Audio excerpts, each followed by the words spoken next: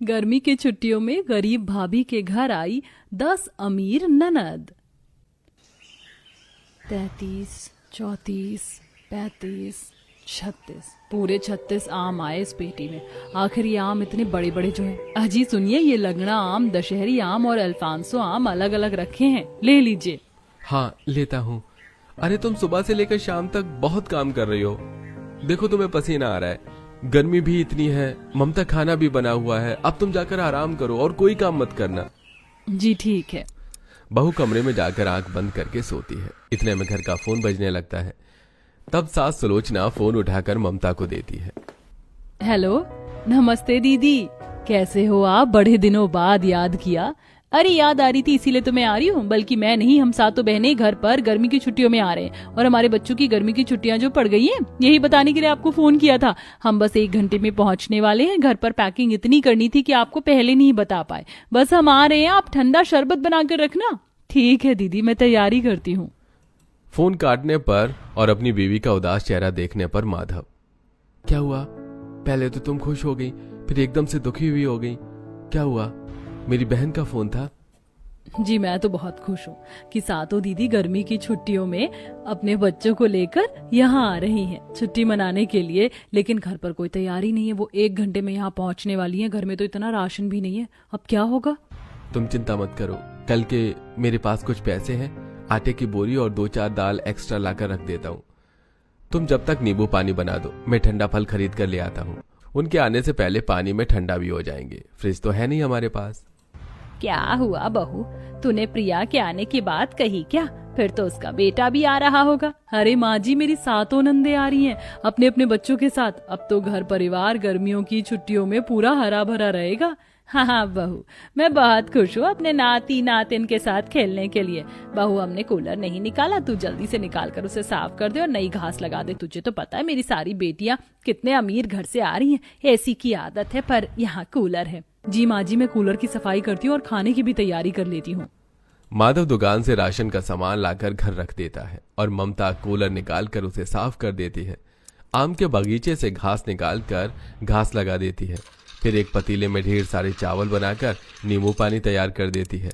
कुछ ही देर में घर के बाहर 7 अलग अलग अमीर गाड़ियां रुकती हैं, जिनमें से बच्चे और नंदे निकलकर घर में हल्ला बोल कर देती हैं। सरप्राइज, हम सब आ गए। नानी नानी मामी नमस्ते, हम आ गए, अब यही खेलेंगे। अरे हमारी नानी का आम का बगीचा है तो हम यहाँ बहुत सारे आम खाएंगे। हाँ हाँ मेरे प्यारे प्यारे बच्चों, वह सारे आम तुम्हारे लिए ही तो हैं, खा लेना। माँ, हम आ गए। कैसे हो आप सब? और भाभी, क्या हो रहा है? बस आप लोग सफर से आ रहे हैं तो खाना तैयार कर रही थी। ठंडा ठंडा नींबू पानी पी लीजिए। तभी सारी नंद चटाई बिस्तर पीढ़े पर बैठ जाती हैं और नींबू पानी पीकर कहती हैं, ये क्या भाभी, यहाँ पर छोटा सा ही सही आम का बगीचा है तो 2 रुपए वाले नींबू पानी क्यों पिला रही हो हमें? और ये इतना भी ठंडा नहीं है, ना बर्फ के टुकड़े हैं। हाँ भाभी, आपको पता है आपकी इतनी अमीर नंद आ रही है तो कोल्ड ड्रिंक वगैरह मंगा लेती। आम का जूस क्यों बनाया आपने? अरे आप सब लोग इतनी गर्मी से आ रहे हो, लू ना लग जाए इसलिए नींबू पानी दिया है। इसके बाद आम का जूस या आम पन्ना ही बनाऊंगी। और बात रही ज्यादा ठंडा पानी की, तो आपको तो पता है गांव में सब मटके का ही पानी पीते हैं, जो सही होता है। आपकी सारी नंद अमीर है लेकिन भाभी तो गरीब ही है ना, तो मटका ही होगा। वो सब तो ठीक है भाभी, लेकिन हम लोग गर्मी में बिल्कुल नहीं आए, अपने ससुराल की एसी वाली कार में बैठकर आए हैं। गरीब तो आप हो, मुझे तो समझ नहीं आता इतनी गर्मी में आप यहाँ ससुराल में रह कैसे लेती है। हमारा तो अपने अमीर ससुराल से निकलने का ही मन नहीं करता, लेकिन बच्चों के लिए आना ही पड़ा। मंजू बिल्कुल ठीक कह रही है भाभी, चलो जो खाना बनाया है वो दे दो, आ जाओ बच्चों खाना खा लो। बच्चों, अब तो तुम नानी के घर रहोगे छुट्टी में, मेरे साथ खेलोगे ना? मैं तुम्हें आम के बगीचे में भी ले जाऊंगी। नानी नानी अभी ले तो लो ना। हाँ नानी अभी नहीं, पहले तुम सब हाथ मुंह धो लो, खाना खा लो, उसके बाद तुम्हें बगीचे में ले चलूंगी। ठीक है नानी। तब सब लोग हाथ मुंह धोकर खाने के लिए बैठ जाते हैं तो नंदे नमकीन चावल और दही देखकर मुंह बना लेती हैं।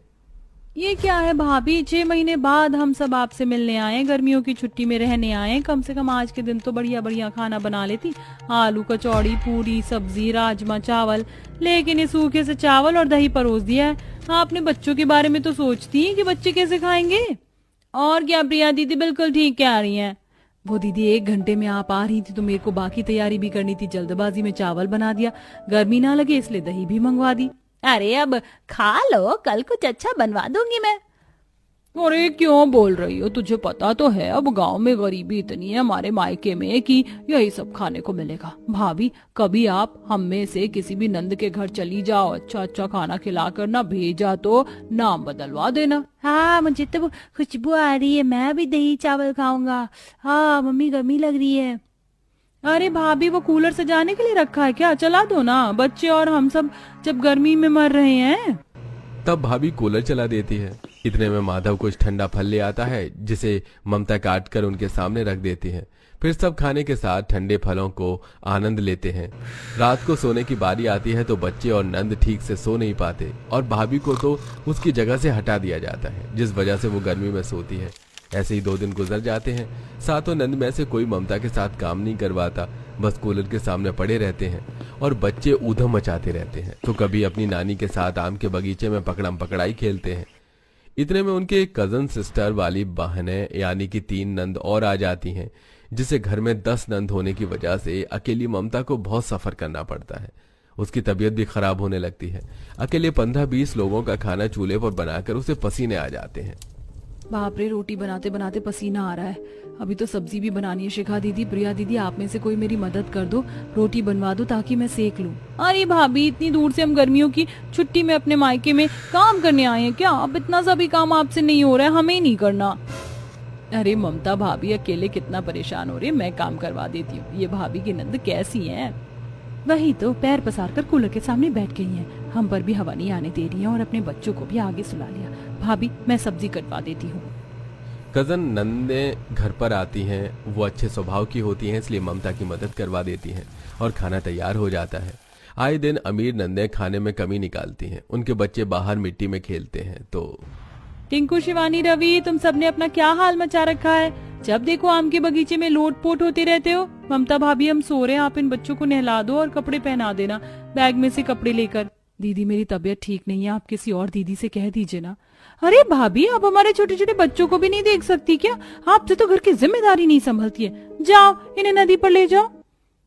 हाँ मामी नदी पर जाना है, नाई नाई तलने। हाँ मामी चलो ना। ठीक है चलो, ज्यादा दूर नहीं जाना पर।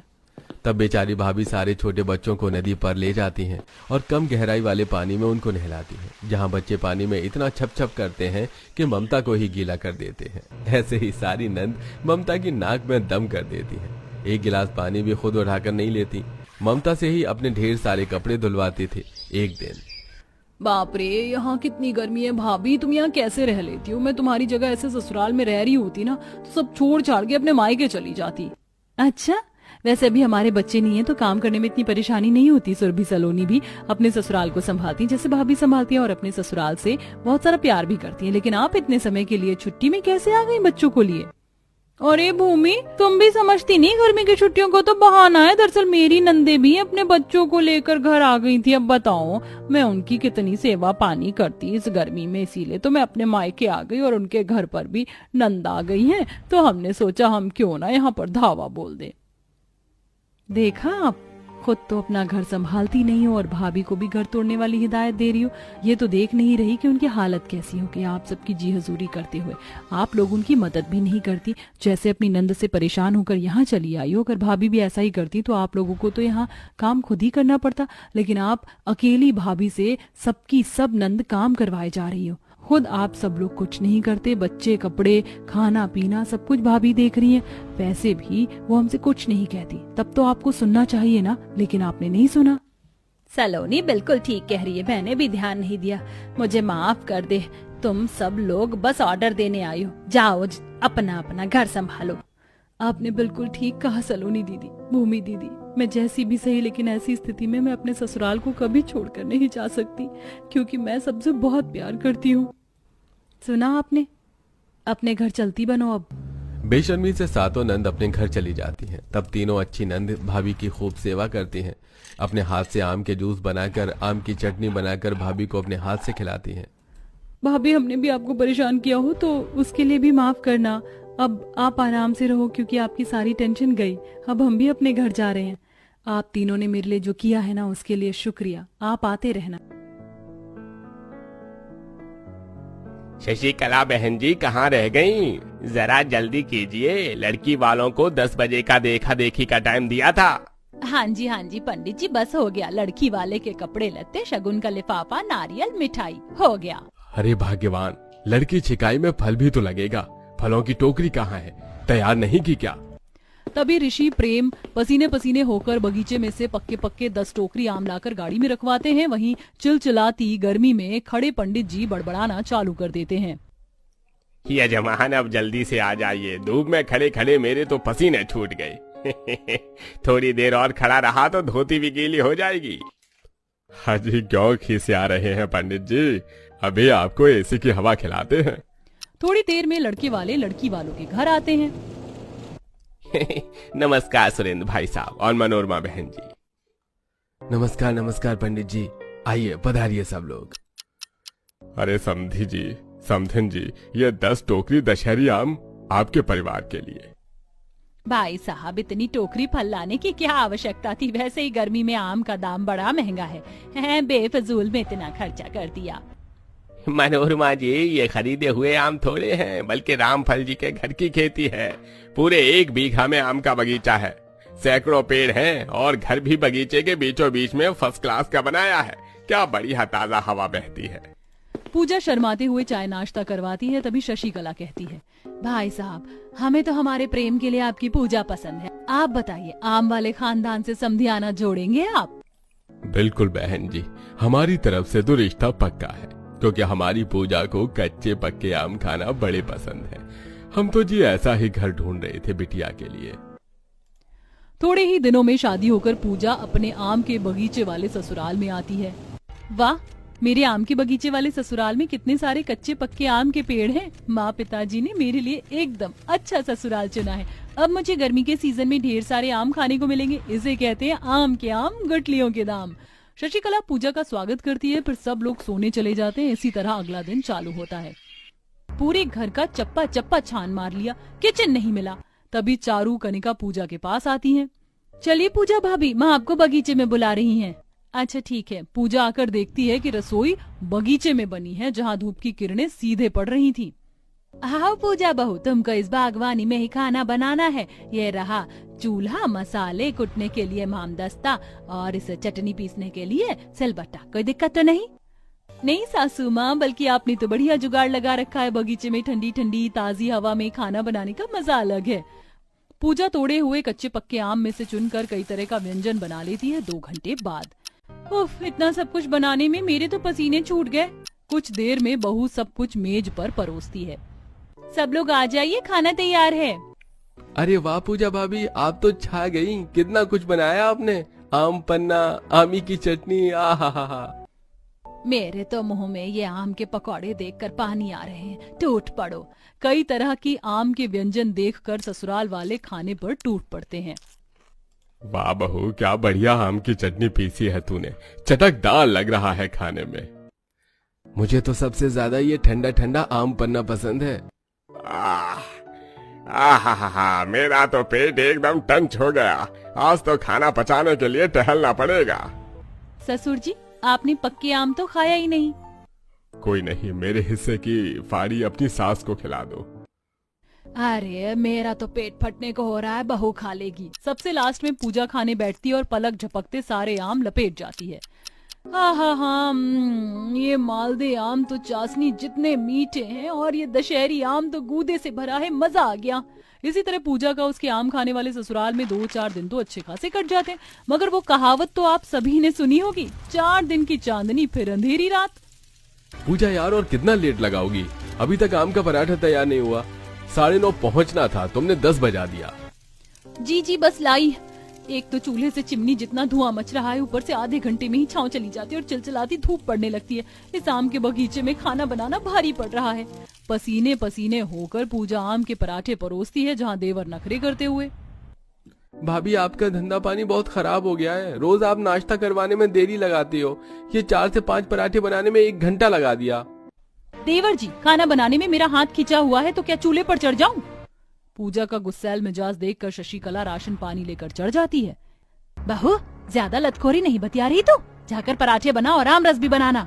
आग बबूला होकर बहू बगीचे में लौट जाती है, जहाँ पक्के आमों पर ततैया भिनभिना रही थी। बिरनी कहीं काट ना ले। बिरनी का झुंड देखकर पूजा हड़क जाती है। तभी एक बिरनी हाथ पर काट लेती है, जिससे उसका हाथ फूलकर मोटा हो जाता है। बहू मीठा देखकर मधुमक्खी आ जाती है, तू हिल डुल नहीं करती तो नहीं काटता तुझे। वही तो पूजा भाभी, बगीचे में तो कितने सारे आम के पेड़ों पर मधुमक्खी ने छत्ता लगा रखा है, जल्दी से नुकसान नहीं पहुंचाती हैं। मधुमक्खी का छत्ता? माँ जी मैं बगीचे में खाना नहीं बनाऊंगी। कहते कहते पूजा थरथर कांपने लगती है। बहू हमारे घर में शुरुआत से ही खाना बगीचे में ही बनाए, तेरे लिए ये कायदे कानून नहीं बदलेंगे, समझी। शशिकला पूजा पर बात थोप डालती है। जहाँ कल तक आम पूजा का पसंदीदा फल था, उसे अब चिढ़ मचने लगती है, क्योंकि भीषण गर्मी में खाना बनाते उसे भरी दोपहरी हो जाती है, जिससे शरीर में मोटे मोटे दाने निकल आते हैं। आह माँ, पूरे शरीर पर चींटी सी काट रही है। मैं तो अपने इस कच्चे पक्के आम खाने वाले ससुराल में घुन की तरह पिस कर रह गई हूँ। अक्सर खा पीकर आलसी ससुराल वाले आम के छिलके जगह जगह फेंक देते हैं, जिससे मोटी मोटी चींटी घर में मच जाती है। हाय रे, आज तो बर्तन घिसते घिसते मेरी कमर का कचुम्बर निकल गया। एक तो आम का चलते बर्तन उतने चिपचिप करते हैं, साफ नहीं होते जल्दी से। बर्तन धोने के बाद पूजा जैसी किचन से बाहर आती तो एक चींटी पैर में काट लेती है। मम्मी मेरा पैर! ये भगवान, ये पूरे घर में लाल काली चींटियां अपना पूरा खानदान लेके कहाँ से आ गईं? पूजा का ध्यान फर्श पर बिखरे पके आम की गुठलियों पर जाता है, जिससे उसे गुस्सा आता है। हे भगवान, एकदम खच्चर जितने आलसी ससुराल वाले पल्ले पड़े हैं। एक छिलका भी इस डस्टबिन में नहीं डाला जाता। लप्पू झन्ने हैं सबके सब। खुंदक में खिटपिट करते हुए पूजा इतने बड़े घर में झाड़ू पोछा लगाने में पसीने में नहा जाती है। आम खाने वाले ससुराल वाले सुबह शाम पूजा के दिमाग की ऐसी खिचड़ी पकाते रहते हैं कि फिर एक दिन, प्रेम जी डेली डेली कच्चे आम पक्के आम खाकर मैं पक चुकी हूँ। आप बाजार से हरी सब्जी खरीद कर ले आइए, खासकर कटहल खाने का मेरा बहुत दिल कर रहा है। पूजा की हरी सब्जी खरीद कर लाने की फरमाइश पर प्रेम मक्खी चूस मिजाज से कहता है, पर पूजा फालतू में पैसे क्यों खर्च करना? पता है बाजार में आम का रेट सोने के भाव है, और तुम्हें तो फ्री में खाने को मिल रहे हैं, तो लुत्फ उठाओ। आम का सीजन है, अभी सब्जी सर्दी में खा लेना। पति का कंजूसपन देखकर पूजा अपनी किस्मत पर पछतावा करती है। हो भाई मारो मुझे मारो, मेरी तो जिंदगी झंड हो गई है ऐसे आम के चटोरे फैमिली में शादी करके। जहाँ पूजा के ससुराल वाले बड़े चाव से पके आम कच्चे आम खाते, पूजा पूरा पूरा दिन खाना नहीं खाती, जिससे धीरे धीरे वो काफी कमजोर सी होती जाती है। पूरे बगीचे को साफ करना, धूप में खाना बनाने से उसकी हालत और खराब हो जाती है। पूजा भाभी कहाँ रह गई? फटाफट से हमारे लिए चिल्ड आम का जूस पिला दो, गर्मी लग रही है। सर से टप टप पसीना चूरा होता है। पूजा जूस की केतली हाथों में पकड़े लड़खड़ाते हुए अंदर आती है और तभी चक्कर खाकर बेहोश हो जाती है, जिससे सबका कलेजा मुंह को आ जाता है। हे भगवान! पूजा बहू, ओ बहू क्या हो गया तुझको? प्रेम, डॉक्टर को फोन लगा बेटा। जी माँ। कुछ देर में डॉक्टर घर पर आकर पूजा का चेकअप करते हैं और फिर, देखिए जी, इन्हें तंगड़ा लू लग गया है। लगता है आपकी बहू जरूरत से ज्यादा गर्मी में काम करती है। बाकी आप सब लोगों के शरीर पर भी कितनी सारी फोड़े फुंसी और घमौरी निकल रही हैं। रामफल जी, आपका फैमिली डॉक्टर होने के नाते मैं बार बार आपको समझाता हूँ, और आज भी आप लोगों को यही सुझाव दूंगा। ज्यादा मात्रा में आम खाने से परहेज कीजिएगा, और खान पान में हरी सब्जी, दूध, दही शामिल करिए, वरना आपका पूरा परिवार शुगर का शिकार हो जाएगा। डॉक्टर के चेतावनी के बाद ससुराल वाले खान पान को संतुलित करते हैं। वहीं शशिकला पूजा को सेवा पानी करती है और उसे कच्चे आम का पन्ना बनाकर पिलाती है, जिससे लू छूमंतर हो जाती है।